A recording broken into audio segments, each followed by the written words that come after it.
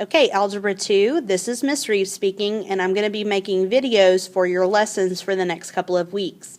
This lesson 4, Miss Page already taught you most of the things in this lesson before Thanksgiving, but I want to go back and review you on a few of these things since it's been so long, and there's a couple of other things that she didn't go over.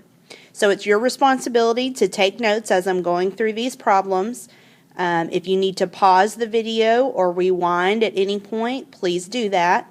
I will also post a link on the board in the classroom on where you can go back and watch the videos on YouTube if you're absent or you just need to go back and rewatch an example. So I'm going to work through several examples here on complex numbers. At the end of the video, you're going to get the assignment for 4. You can start on it in class, and then whatever you don't finish in class will be homework, and it will be due on Tuesday. And you'll grade it at the beginning of class Tuesday, then we'll move on to section 4, or section 5 in chapter 4. Okay, so complex numbers. So let's talk about some important vocabulary for this section. First is the imaginary unit. So we call the imaginary unit I. And there's a couple of different things that you need to know about I. I is equal to the square root of a -1. And so most of the times that's how we're going to use I. If we see a radical with a negative underneath, we're going to pull out that I. Another way that we use the imaginary number is sometimes we have I squared. I squared is equal to -1.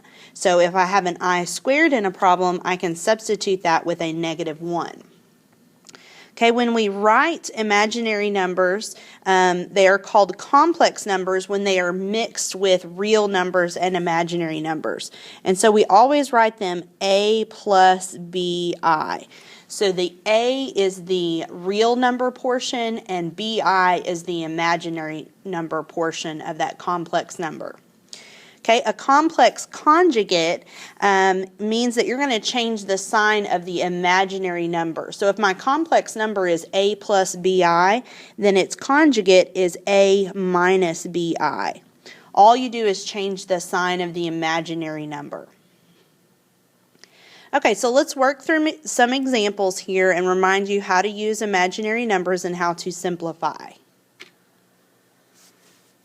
So we have the square root of -28. So first thing I want to do is I want to simplify the square root of 28, and then we'll talk about the negative that's underneath there. So depending on how you simplify radicals, there's a couple of different ways. You can use the factor tree method, which some people are big fans of the factor tree. Some people use the L method to factor. Or I know that Miss Page a lot of times says that she wants you to think of a perfect squared number that is already multiplied times another number underneath the radical. Sometimes my brain doesn't work that way. So I like to factor. So I'm going to start by factoring, and I'm going to do the factor tree and the L method. So when you're factoring, you always want the smallest prime number that will go into the number we're trying to factor. So 28, the smallest prime number is 2. So on both of these, I'm going to put a 2 here. And then I know that 2 goes into 28 14 times. Okay. So for my L method, I'm going to continue my L, and I'm going to continue my tree. So now for the number 14, I know that 14 is divisible by 2, and 2 goes into 14 7 times. So then I'm going to do 2 times 7 over here also. Now I know that 7 is a prime number. It's only divisible by 1 in itself. So as soon as you have all prime numbers on the outside, you are finished factoring. Okay, so once I'm finished factoring, what I'm looking for is pairs of numbers. Since this is a square root, we're looking for perfect squares. So either on the factor tree or on the L method, whichever one you prefer, I'm going to circle my pairs of numbers. So I have a pair of 2's and a leftover 7. The rule is that your pairs of numbers come out of the radical as one of those numbers, and the leftovers, which is our 7, is going to stay inside the radical. So the square root of 28 simplifies to 2 square root of 7. Okay, but we have a negative underneath this radical. So this is the same thing as saying, I could write out this problem this way. I could say that the square root of negative 28 is the same as the square root of 28 times the square root of negative 1. You could think of them as two different problems. And I've already said that the square root of 28 simplifies to 2 square root of 7. Earlier, I said anytime you see the square root of a negative 1, that's equal to I, our imaginary number. Now, when you're multiplying a number times an imaginary number, it depends sometimes how it's written. You could write it 2 square root of 7 and then the I. Sometimes in the book or on a worksheet, it might look like the I is underneath the radical. So if I was writing it, I would probably write 2I times the square root of 7. Either of these would be an okay answer, depending on what your preference is.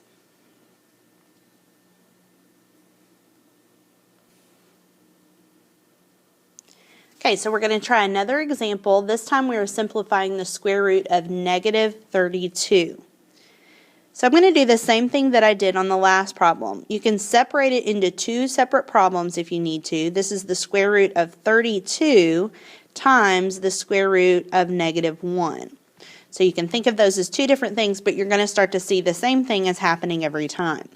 So I want to start with my number 32, and I want to factor 32 completely. And I'm just going to do the L method this time. So I'm going to take 2, since that's the smallest prime number that goes into 32. So I'm going to divide 32 by 2, and I know that that is 16. I'm going to continue my L. I know that 2 goes into 16 again, 8 times. I'm going to keep going. I know that 2 goes into 8 4 times. And then 2 into 2, or 2 into 4 2 times. Okay? So I have 32 completely factored now.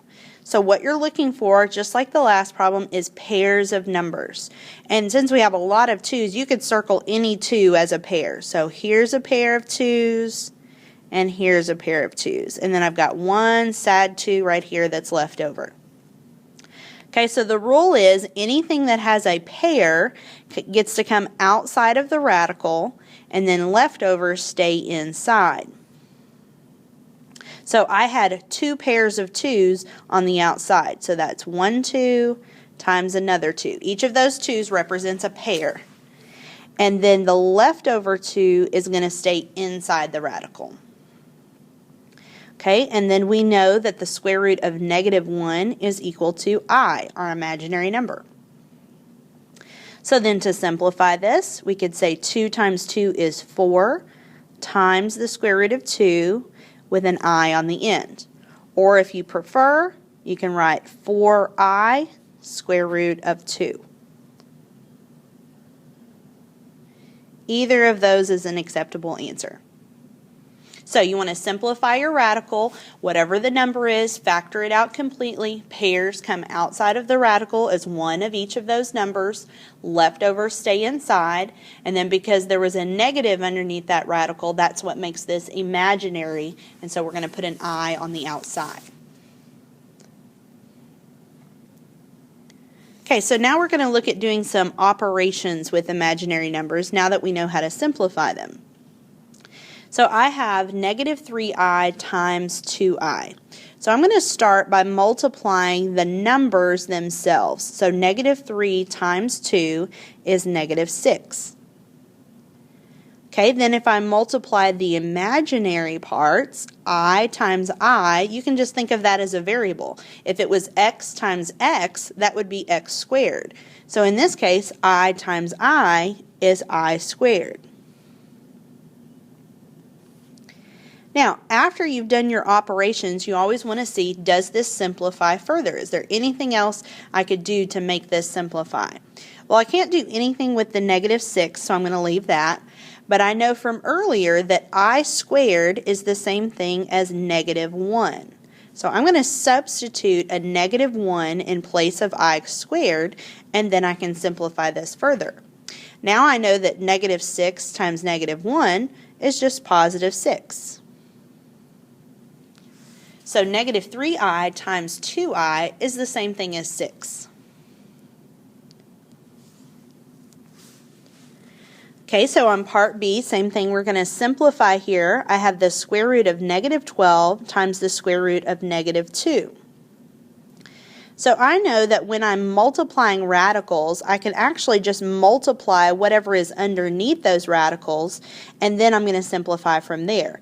So I'm just going to make this into one big radical, and I'm going to do negative 12 times negative 2. I know that negative 12 times negative 2 is going to be positive 24. Okay, so now all I need to do is simplify the square root of 24. I've actually gotten rid of my i's, or my imaginary parts of this problem, and now this is just going to simplify to a real number. So I'm going to take 24 over to the side here, and I'm going to factor. So smallest number that goes into 24 is going to be 2. 2 goes into 24 12 times. And then 2 goes into 24 6 times. And then 2 goes into 6 3 times. So once you've factored completely, we're looking for all prime numbers on the outside. I'm going to circle pairs of numbers. I could circle any set of 2's that I wanted to. I'm going to circle these 2's in the middle. So the rule is your pairs come out of the radical as one of those numbers. Leftovers stay inside. So I have one pair of 2's that's going to come out, so that's a 2 on the outside. And then I had a 3 and another 2 left over. So those are going to multiply and those go inside. So 2 times 3 underneath the radical. So then last thing this would simplify to is 2 times the square root of 6. So we multiplied these two radicals. The negatives actually went away since it was a negative times a negative. And then we simplified the radical, taking the pairs out as 1, and whatever leftovers stayed inside the radical and were multiplied together. So this is just 2 times the square root of 6. Okay, now we're going to look at solving an equation that has imaginary solutions. So this equation says 5y squared plus 20 equals 0. So as with most equations, you're trying to get the variable by itself.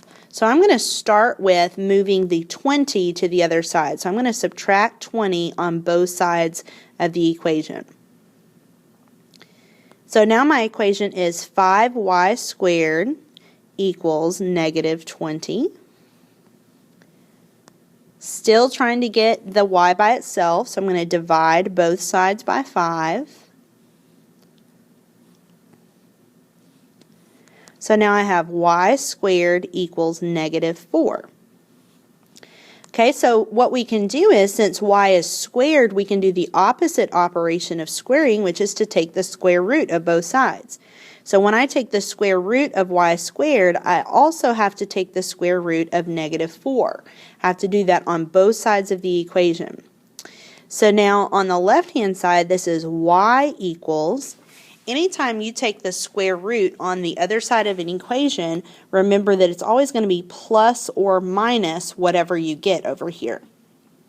So now when I'm simplifying the square root of negative 4, well, I know that the square root of 4 is 2, and the square root of a negative is I.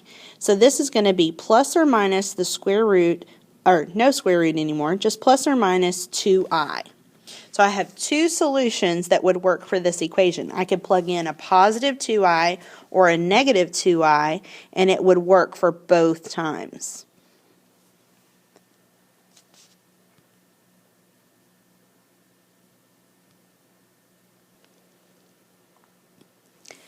Okay, the next example says equating complex numbers. So it says find the values of x and y that make the equation true. So anytime you see a problem like this, we're going to set the things that are similar on each side of the equation equal to each other.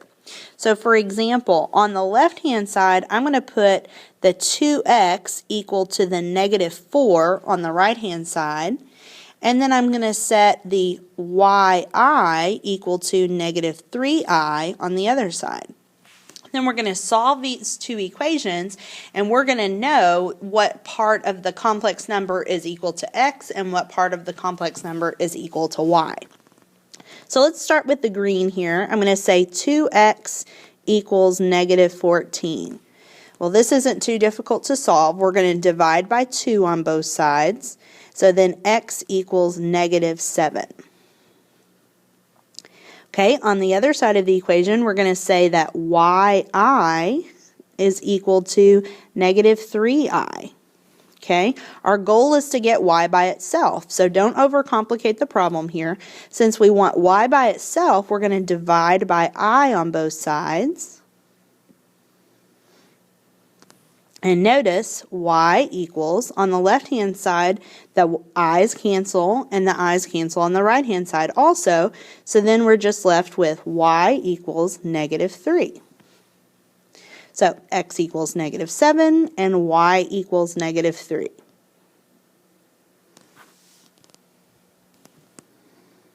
Okay, we're going to do another example where we are simplifying with complex numbers. This time we're going to add or subtract. And it's the same steps depending on whether it's a plus in the middle of the problem or a minus in the middle of the problem. You're going to do the same thing. So if this was a minus in the middle, you want to make sure to distribute that minus into both sets of the numbers in the parenthesis. In this case, it's a plus sign, so it's not going to change the value of any of the numbers in that second parenthesis.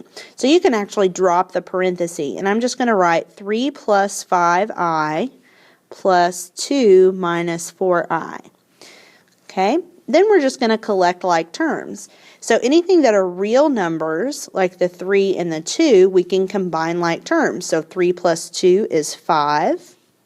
Then anything that's an imaginary number, 5i minus 4i, we will combine those. 5i minus 4i is going to be 1i. And you don't have to put the 1, you could just put I if you wanted to.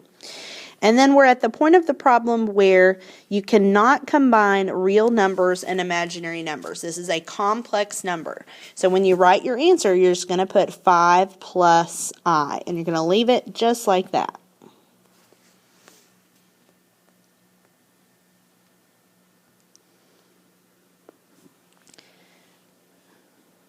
Okay, so here's an example with a minus, like I was saying earlier. If you have a negative in front of the parenthesis, you want to make sure to distribute that negative. The first set of parentheses isn't going to change. It's just going to be 4 minus 6i. But the second parenthesis, when I distribute the negative, is going to become minus 3 and then plus 7i. Once you've distributed, then you're just collecting like terms again. So I would start with the real numbers. Positive 4 and a negative 3, so 4 minus 3 is 1.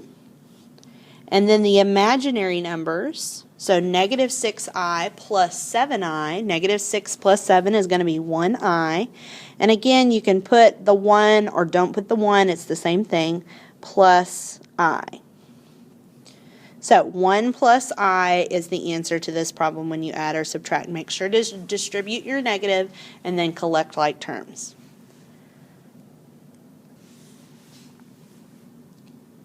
Okay, so the examples that I'm starting now are probably new. I don't think Miss Page got to the division part of complex numbers. So this problem I have 5i divided by 3 plus 2i. So in math, it's considered improper to have an imaginary number in the denominator of a fraction. Same thing as with radicals. We don't keep a radical in the denominator of a fraction either. So the way to fix that is to multiply top and bottom of the fraction by its complex conjugate. And remember, at the beginning of the notes, I told you that the conjugate of an imaginary number is whatever the imaginary number is, but we change the sign of the middle term. So since this is 3 plus 2i, its conjugate is 3 minus 2i. So what we're going to do is we're going to multiply by the conjugate on the top and bottom of this fraction. So I'm going to put 3 minus 2i on the top and the bottom. For the top, to simplify, it's no big deal. We're just going to distribute the 5i on the top to both of those terms in the parenthesis. And on the bottom, however, since we have a binomial times a binomial, we're actually going to have to FOIL those bottom two together. Now, something very nice is going to happen when we do that, and eventually our imaginary numbers in the denominator are going to disappear. That's the point of doing this. Okay, so let's start with the top, and when I distribute 5i times 3, 5i times 3 is going to be 15i. Then 5i times negative 2i will be negative 10i squared. Now I'll come back in a little bit and fix any of my I squareds and change those to negative 1s. Okay, now for the denominator. So we're going to FOIL the denominator. So first will be 3 times 3 is 9. Outside, 3 times negative 2i will be negative 6i. Inside, 2i times 3 will be positive 6i. And last, positive 2i times negative 2i will be negative 4i squared. Okay, so after you have simplified and multiplied everything out, now we're going to go back through and fix any I squareds that are in our problem. So I'm going to go back to the top of my fraction, and I know that I squared becomes negative 1. So anytime you see an I squared in your problem that's times a negative 1, it's going to change the sign of the number in front. So this is actually going to become a positive 10. The I squared is going to be gone. So on the top, I'm going to rearrange and put 10 plus 15i. This only happens with I squareds. In the denominator, I notice I have a negative 6i and a positive 6i. Those, when you add them together, are actually going to cancel. So that's nice. Then I notice again I have an I squared. So the I squared is a negative 1 is going to change the sign of the number in front. So on the bottom of this fraction now, I have 9 plus 4. So I'm going to go ahead and add those together. The top is going to stay the same, 10 plus 15i, and the bottom becomes 9 plus 4, which is 13. Now, some books will have you simplify this further, so I'm going to go ahead out to the side here. So some would have you separate the fraction. So I'm going to go back all the way to the top here. So some would have you do 10 over 13 plus 15 over 13i. Or you might see it 10 over 13 plus 15i over 13. Okay, either of those is acceptable answers, but be sure to take your fraction and separate it into two pieces. The first one represents the real number part, and the second is the imaginary part. Okay, this is going to be our last example. So we have another I in the denominator of this problem, 5 plus I divided by 2I. So again, we don't want i's in the denominator. We're going to multiply by the conjugate. The conjugate of 2i will be negative 2i. So remember, you're just changing the sign of the imaginary part of the problem. So we're going to multiply by negative 2i on the top and the bottom. For the top, since there's already a binomial, we're going to have to distribute this negative 2i times both of those terms. And then on the bottom, it's just going to be a regular multiplication, 2i times negative 2i. Okay, so let's start with the top. We're going to do 5 times negative 2i. 5 times negative 2i is going to be negative 10i. And then I times negative 2i is going to be negative 2i squared. I'll come back and fix the I squared in a minute. Okay, then we go to the denominator. 2i times negative 2i is going to be negative 4i squared. Okay, so remember, anytime you see an I squared in a problem, that's a -1, so it's going to change the sign of the number in front. And then the I squared is gone. So on the top, I'm going to actually have 2 plus, oh, sorry, not 2 plus, 2 minus 10i when you rearrange over 4. Okay, we're going to separate this again into 2 fractions. So I'm going to say 2 over 4 minus 10 over 4i. Now, each of these fractions can be reduced. So the first fraction, 2 over 4, simplifies to 1/2 minus 10 over 4 reduces to 5 over 2, and then I. So 1/2 minus 5/2 I.